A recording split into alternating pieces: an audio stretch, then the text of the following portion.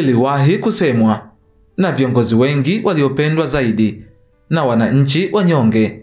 Vita ya uchumi ni vita ngumu kuliko vita zote duniani. Sasa ni bayana kuwa vita baina ya mataifa ya Magharibi na Burkina Faso imezidi kutamalaki kila uchwao na kuzidi kulitikisa bara la Afrika na baadhi ya mataifa makubwa na yenye nguvu barani Ulaya, ambapo Rais wa Burkina Faso Ibrahim Traore ameonekana kuwa karibu sana na Rais wa Urusi Vladimir Putin.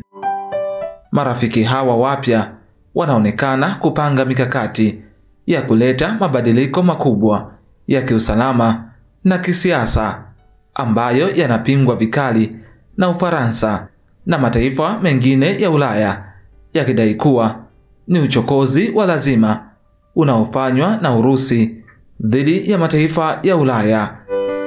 Katika mazungumzo ya hivi karibuni yaliyofanyika kati ya Putin na Traore huko Moscow nchini Urusi, katika mazungumzo yao ya faragha, viongozi hao walikubaliana juu ya ushirikiano katika mambo anuwai, ikiwemo diplomasia ya kijeshi, kiuchumi na kisiasa, katika nyakati ambazo Burkina Faso imewafukuza wanajeshi wa kigeni na raia wote wa Ufaransa nchini humo na kuamuru kuchomwa kwa moto kwa kambi zote za kijeshi zilizokuwa chini ya himaya ya Ufaransa ndani ya nchi ya Burkina Faso. Burkina Faso chini ya uongozi wa Traore ni nchi ambayo inatajwa kujikomboa baada ya jitihada zake za makusudi za kujiondoa kwa lazima katika ushirika na koloni lake la zamani la nchi ya Ufaransa, huku ikifanikiwa kuyafukuza makampuni yote yaliyokuwa yakiwaibia wananchi wa Burkina Faso katika maeneo mbalimbali ikiwemo migodini, na kisha kuwapa nafasi wazawa kuendesha na kuisimamia migodi hiyo. Lakini sasa Burkina Faso inaelekea kuwa mshirika mkuu wa Urusi katika eneo la Sahel, huku ushirikiano huo ukilenga zaidi katika ulinzi wa anga wa taifa hilo. Ufaransa, ambayo imekuwa ikihangaika kurejesha ushawishi wake barani Afrika, imejikuta katika hali ya taharuki.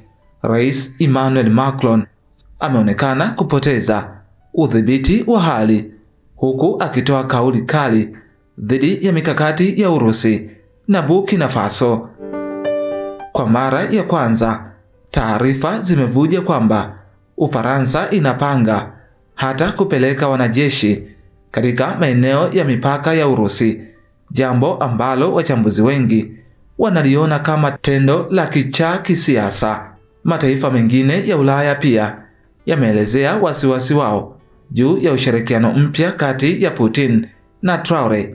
Umoja wa Ulaya umetoa taarifa za kulaani kile walichokiita ukiukwaji wa usalama wa bara la Ulaya, huku wakishindwa kuelewa kwa nini mataifa ya Afrika kama Burkina Faso yanazidi kujiondoa kwenye ushawishi wa zamani kutoka kwa mataifa ya Magharibi. Burkina Faso kwa upande wake imesisitiza kuwa ni taifa huru linalochagua marafiki wake kwa misingi ya heshima na usawa, huku Rais Traore amesema wazi kuwa nchi yake haitakubali tena kuwa koloni la fikra za kizungu. Ushirikiano na Urusi unalenga kuimarisha usalama wa ndani dhidi ya magaidi, kuimarisha uchumi na kujenga taifa jipya la kisasa.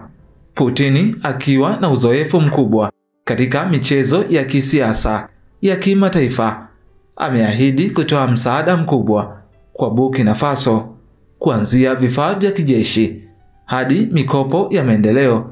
Hii ni pigo kubwa kwa Ufaransa, ambayo imekuwa ikitumia ushawishi wa kiuchumi kulazimisha nchi za Afrika kutii matakwa yake.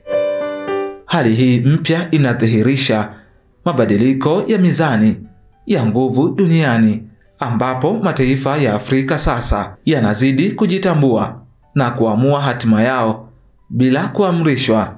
Traore na Putin wameonekana kuwa mfano wa viongozi wanaotetea uhuru na kujitegemea, jambo linalowatia kiwewe viongozi wa Ulaya kama Macron.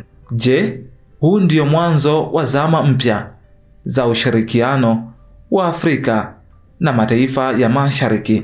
Je, Ufaransa na washirika wake wataendelea kuvumilia kuangushwa kisiasa na kijeshi katika ardhi waliozoea kuitawala? Wakati ukifika, historia itaandika majina ya Putin na Traore kama viongozi walioleta mapinduzi ya kweli katika uhusiano kati ya Afrika na dunia.